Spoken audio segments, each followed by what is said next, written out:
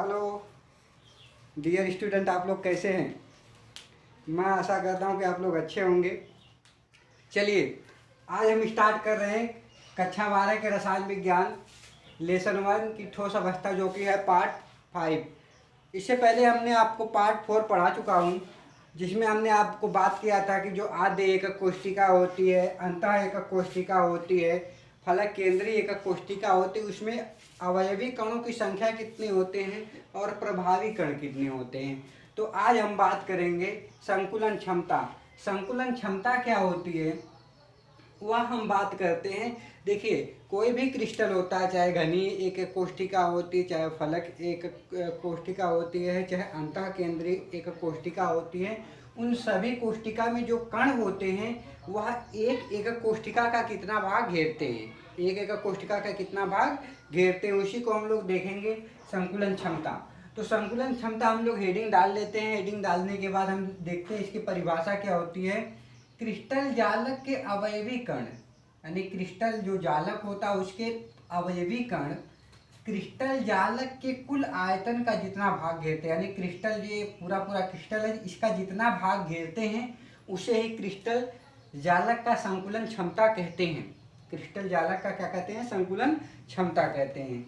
फिर हम आगे बात करें, जो हमने पढ़ चुका हूँ कि प्रभावी कणों की संख्या, जो एससीसी में कितने प्रभावी कण होते हैं? 1। बीसीसी में कितने होते हैं? 2। एफसीसी में कितने होते हैं? 4। एक बार हम रिवाइज कर लेते। एससीसी यानी आद्य घनी एकक कोशिका। आद्य घनी एकक कोशिका में कोण कितने हैं? 8। 1 2 3 4 5 6 7 8 कण हैं, और प्रत्येक जो कण होता है वह अपने अगले 8 एकक कोशिकाओं से क्या होता है? बटा होता है। यानी एक एकक कोशिका में इस जो कण की संख्या होगी कितनी होगी? 1/8 होगी। तो हम आठों कोने पर जो 8 कण है, तो 1 × 8 × 8 करेंगे तो हमको मिलेगा 1। यानी जो एससीसी में प्रभावी कण है वह कितने हैं? 1। अब बीसीसी की बात करते हैं। बीसीसी यानी क्या होता था? अंतः केंद्रीय एकक कोशिका। अंतः केंद्रीय एकक कोशिका यानी इसके बीच में एक कण उपस्थित है, बीच में भी एक कण उपस्थित है। तो आठों कोनों पर तो 8 कण उपस्थित ही हैं। 1 × 8 × 8, यानी यहाँ से 1 निकल कर आ जाएगा। बात कर ले, 8 से 8 कर दिया गया, यहाँ से 1 निकल कर आ जाएगा, और 1 निकलने के बाद यहाँ से 1 निकल कर आ जाएगा, और यहाँ जो बीच में एक कण है तो वह मिलकर कितना हो जाएगा? 1 और 1 2। ठीक है। फिर आप बात करते हैं हम एफसीसी की। एफसीसी क्या होता है? फलक केंद्रीय घनी एकक कोशिका। फलक केंद्रीय घनी एकक कोशिका होता है। तो हम इसकी बात करते हैं, फलक केंद्रीय घनी एकक कोशिका की। यानी यहाँ पर इसके फलकों पर भी क्या होते हैं? कुछ कण मौजूद रहते हैं। यहाँ पर भी देखते हैं 1 2 3 4 5 और नीचे वाले पे 6 कण होते हैं, जैसे कि आप चित्र में देख सकते हैं। ठीक है। तो अब हम देखते हैं क्या होता है कि जो प्रभावी कणों की संख्या, अब इसमें क्या होता है, यानी एफसीसी में कुल प्रभावी कणों की कितनी संख्या होती है। तो हम देखते हैं 8 कोने पे तो 8 कण उपस्थित ही रहेंगे।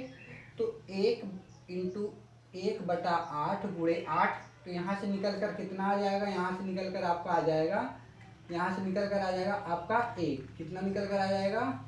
1। चलिए, यहाँ से कितना निकल कर आ जाएगा? 1 निकल कर आ जाएगा। ठीक है। अब देखते हैं, ये जो फलक पर एक कण उपस्थित है, वह एक कण इस एकक कोशिका में आधा है और आधा उस पार्ट में है। तो यानी कितने हैं? कुल 6 कण हैं, यानी 6 फलक हैं। 1 2 3 4 और एक उधर 5 और एक इधर, ये वाला 6। तो एक एकक कोशिका कितने भागों में डिवाइड है? 1/2। तो 1/2 × 6, यहाँ से निकल कर आ जाएगा 2 तिहाई 6, और यहाँ पर 3 और 1 4 कुल कण हो जाएंगे। चलिए अब हम बात करते हैं संकुलन क्षमता की। संकुलन क्षमता होता क्या है? इससे पहले हम बात करते हैं, यदि उदाहरण ले लेते हैं। यदि कोई विद्यार्थी मान लीजिए गणित के विषय में क्या करता है, उसका पेपर कितने नंबर का होता है? मान लीजिए 100 नंबर का पेपर होता है। कितने नंबर का होता है? 100 नंबर का पेपर होता है, और उसमें वह कितना पाता है? 99 नंबर पाता है। कितना पाता है? 99 नंबर पाता है, या मान लीजिए कितना नंबर पाता है? 94 नंबर पाता है। तो 94 नंबर पाता है तो हम इसका परसेंटेज कैसे निकालेंगे? तो परसेंटेज निकालने के लिए होता है जितना पाया है टोटल 94 इंटू बटा 100 इंटू क्या करेंगे? 100 से क्या करेंगे? क्या कर देंगे? गुणा कर देंगे। तो अब 100 से गया 100, यानी कितना बच गया? 94% उसका नंबर आ जाएगा। उसी प्रकार हम इसका परसेंटेज निकालते हैं कि एक एकक कोष्ठिका में जो प्रभावी कण है इस संपूर्ण एकक कोष्ठिका का कितना भाग घेरे हैं और कितना भाग क्या है इसमें खाली है। ठीक है, यही बात हम करेंगे। तो निकालने के लिए संकुलन क्षमता निकालने के लिए हमारा सूत्र है अवयवी कणों का आयतन। अवयवी जो अवयवी कण हैं उन सभी कणों का आयतन बटा एकक कोष्ठिका, इस पूरे एकक कोष्ठिका का कुल आयतन, गुणे कर देंगे हम लोग सब। चलिए फिर बात करते हैं उसी का एक और दूसरा तरह सूत्र है अवयवी कणों की संख्या, यानी जितने भी अवयवी कण हैं 1 2 3 4 5 6 7 8 जितने भी टोटल अवयवी कणों की संख्या गुणे एक कण का आयतन, मतलब इसमें जो एक कण है उसका कितना आयतन इसमें पार्टिसिपेट है, बटा एकक कोष्ठिका का कुल आयतन, यानी एकक जो कोष्ठिका है इसका कुल आयतन। यहाँ पर भी करेंगे गुणा 100। ठीक है, यहाँ पर भी कर देंगे गुणे 100। तो यहाँ से हमारा क्या निकल कर आ जाएगा? संकुलन क्षमता निकल कर आ जाएगी। ठीक है, चलिए आगे देखते हैं। हम लोग मान लेते हैं, माना कि एकक कोष्ठिका में अवयवी कणों की संख्या कितनी है? Z है। माना कि एकक कोष्ठिका में अवयवी कणों की संख्या कितनी है? Z है। और एक कण का आयतन, माना कि एक कण का आयतन, जबकि एक कण जो होता है एक गोला होता है, अतः गोले का आयतन कितना होता है? 4 पाई क्यूब। अब 4 पाई r क्यूब होता है। कितना होता है? 4 पाई r क्यूब होता है। यानी यहाँ पर गोला दिख रहा है, गोले का जो आयतन होता है 4 पाई r, यानी रेडियस होता है, रेडियस का क्यूब होता है। ठीक है, आगे देखते हैं। जबकि एकक कोष्ठिका का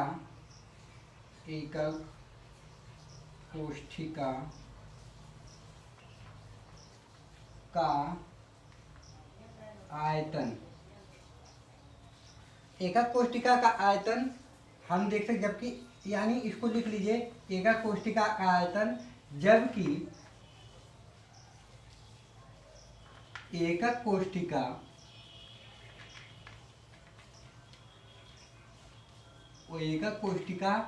एक घन है, एक क्या है? एक घन है, अतः घन का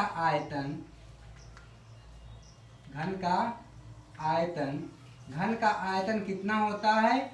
घन का आयतन होता है भुजा का क्यूब होता है। यानी घन का आयतन क्या होता है? भुजा का क्यूब। हमारी यहाँ पर एक भुजा क्या है? ए है, तो सभी भुजाएं क्या हो जाएगी? ए भुजा ए, सभी भुजाएं यहाँ पर क्या हो जाएगी? ए हो जाएगी। अतः हमारा जो घन का आयतन हो जाएगा ए का क्यूब हो जाएगा। कितना हो जाएगा? ए का क्यूब हो जाएगा। अब देखते हैं अतः संकुलन क्षमता कितना हो जाएगा? अतः संकुलन क्षमता कितनी हो जाएगी? संकुलन क्षमता कितनी हो जाएगी? अवयवी कणों की संख्या हम लोग माने हैं कि Z है, इंटू एक कण का आयतन कितना होता है? हमने यहाँ पर देखा हूँ कि एक कण का आयतन होता है 4 पाई r क्यूब होता है। ठीक है, सॉरी, यहाँ पर होता है 4/3।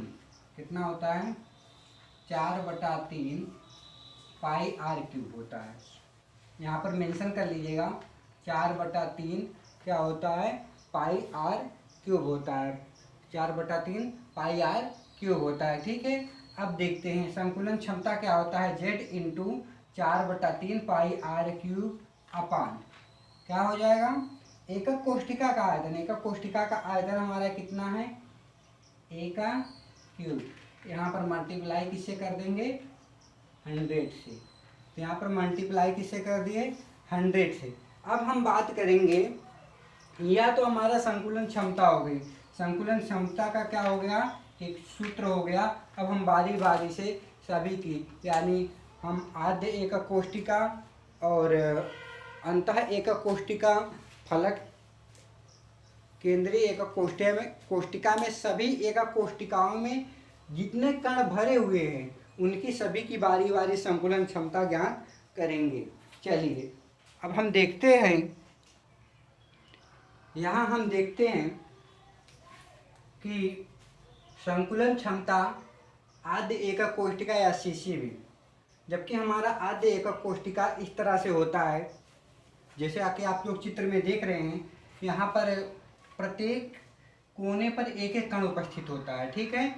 अगर हम इस भुजा की बात करें तो इस भुजा में 2 कण हैं। 2 कण कुछ इस प्रकार से संबंधित होंगे, क्या होंगे, कुछ इस प्रकार से। एक कण इस गोले का, एक गोले है, एक कण यहाँ पर है, एक कण यहाँ पर है, दोनों इस तरह से संबंधित होंगे। जबकि हम इसी प्रकार से एक्चुअल संरचना इसकी इस प्रकार से होती है, लेकिन हम लोग चित्र में एक बिंदु से दर्शाते हैं एज ए दिखने के लिए, ठीक है। अब देखते हैं, ये प्रत्येक 2 गोला है। इस गोले का यहाँ से यहाँ तक की लंबाई, यानी यहाँ से यहाँ तक की लंबाई कितनी मान लेते हैं, ए, क्योंकि हमारी भुजा मान लिया हमने ए, तो यहाँ से यहाँ तक की लंबाई कितनी हो गई, ए। अब यहाँ पर देखते हैं, यहाँ पर यहाँ से यहाँ तक की दूरी क्या है, जबकि ये गोला है, गोले का क्या है, यहाँ क्या है, त्रिज्या है, त्रिज्या आर। यहाँ से यहाँ तक की त्रिज्या आर, तो एक आर यानी ए बराबर हो गया आपका 2r। ए बराबर कितना हो गया, 2r। तो हम लोग देखते हैं इसकी परिभाषा क्या होती है। एक सरल घनीय जालक में परमाणु केवल घन के कोनों पर उपस्थित होते हैं, यानी परमाणु केवल घन के क्या किस पे उपस्थित होते हैं, कोनों पर उपस्थित होते हैं। अब बात करते हैं, कोनों पर उपस्थित होते हैं, घन के किनारों, कोनों पर कण, यानी जो कोनों पर जो कण होते हैं एक दूसरे के संपर्क में रहते हैं। यहाँ पर हमने चित्र में आपको दिखाया है, एक दूसरे के संपर्क में रहते हैं, इसीलिए घन के कोर अथवा भुजा की लंबाई जो होती है ए, यहाँ से यहाँ तक की लंबाई घन के कोर यानी भुजा की ए जो लंबाई है कितनी हो गई, ए। और प्रत्येक गोले का अर्ध व्यास, यानी यहाँ पर एक है, यहाँ पर अर्ध व्यास यानी ए, किसको हम लोग डिनोट कर रहे हैं, आर, से निम्न प्रकार संबंधित है। क्या हमने यहाँ पर बताया, यहाँ से यहाँ तक भुजा ए हो गया, तो ए बराबर यहाँ से यहाँ तक आर, यहाँ से यहाँ तक आर, यानी यहाँ से यहाँ तक आर हो जाएगा, यहाँ से यहाँ तक आर, पूरी कितनी हो जाएगी, 2r। यानी क्या हो, ए बराबर हो जाएगा आपका 2r। चूंकि घनी एकक कोष्ठिका में कितना कण होता है, एक परमाणु होता है, अतः इसकी संकुलन क्षमता की हम बात करते हैं। संकुलन क्षमता कितनी हो जाएगी, संकुलन क्षमता बराबर क्या होता है, संकुलन क्षमता बराबर हमने लिखाया था एक परमाणु का आयतन, एक परमाणु का आयतन बटा क्या है, घनीय एकक कोष्ठिका का आयतन।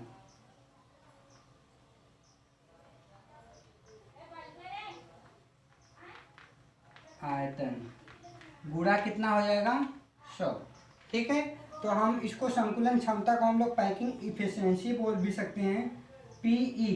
पैकिंग इफिशियंसी बराबर क्या होता है, एक परमाणु का आयतन, यानी यहाँ पर कितने कण हैं, एक कण है, गुणा एक परमाणु का आयतन कितना होता है, हम लोग लिखाए थे 4/3 पाई आर क्यूब होता है, ठीक है, बटा घनी एकक कोष्ठिका का आयतन, यानी इस पूरे घनी एकक कोष्ठिका का आयतन हम लोग उधर देखे थे कितना होता है,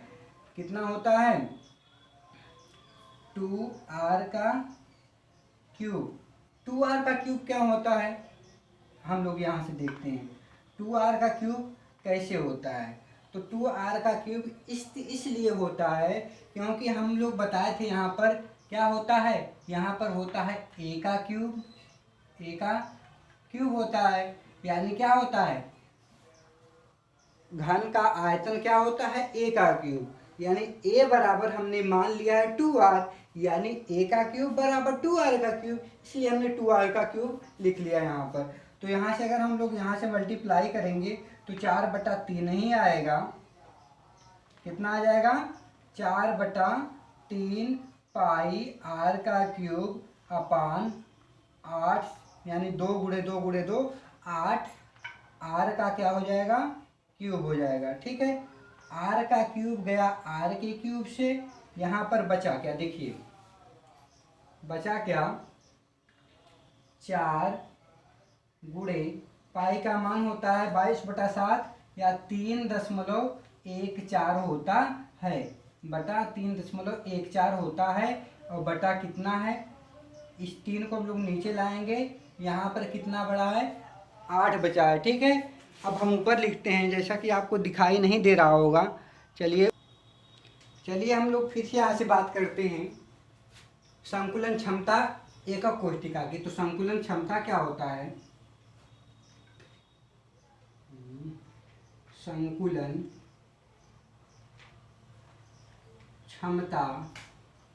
संकुलन क्षमता बराबर क्या होता है, अवयवी कणों की संख्या गुणे एक कण का आयतन। तो हमारा इसमें कितने कण हैं, एक कण हैं, कितने कण हैं, एक कण हैं, और गुणा अवयवी कणों की संख्या कितनी हो जाएगी, अवयवी कणों की संख्या हम लोग माने हैं कितनी होती है,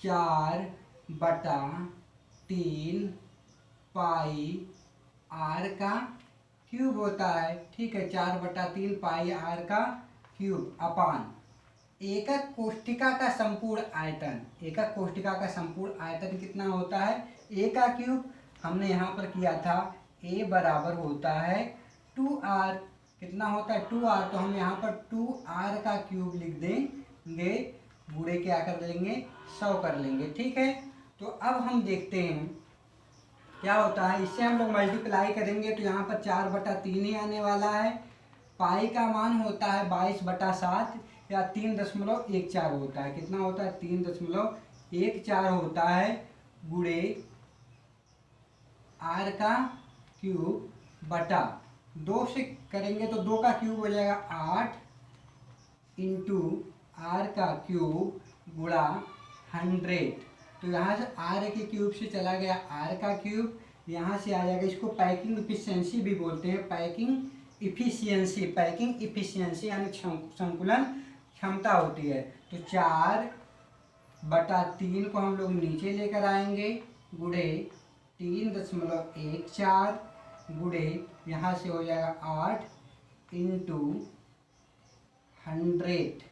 इसको अगर हम लोग सॉल्व करते हैं तो हमारा आंसर आ जाएगा 52.4%। कितना आ जाएगा, 52.4%। अगर हम बात करते हैं कि जो संकुलन क्षमता होती है इसकी कितना आ गई, 52.4%, यानी आद्य एकक कोष्ठिका का जो टोटल आयतन होता है, कुल आयतन होता है, वह कितना भरा होता है, 52.4% ही भरा होता है, और बाकी क्या होता है, खाली होता है। हम इसको लिख सकते हैं, अतः एससीसी